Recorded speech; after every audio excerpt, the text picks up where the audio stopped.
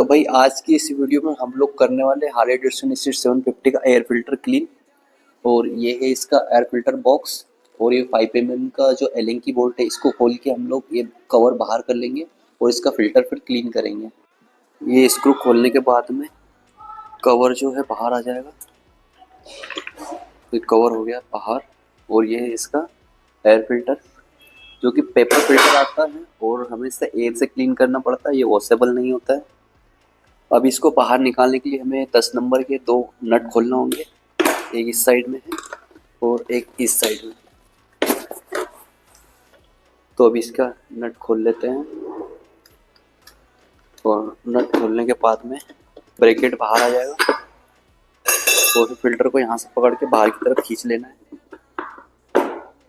थोड़ा सा टाइट निकलेगा क्योंकि काफ़ी समय बाद खुल रहा है।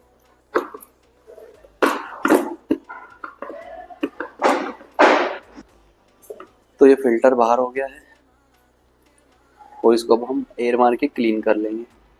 और ये है इसकी थ्रोटल बॉडी। तो लास्ट में थ्रोटल बॉडी भी हम लोग क्लीन करेंगे। बहुत सारी धूल इसमें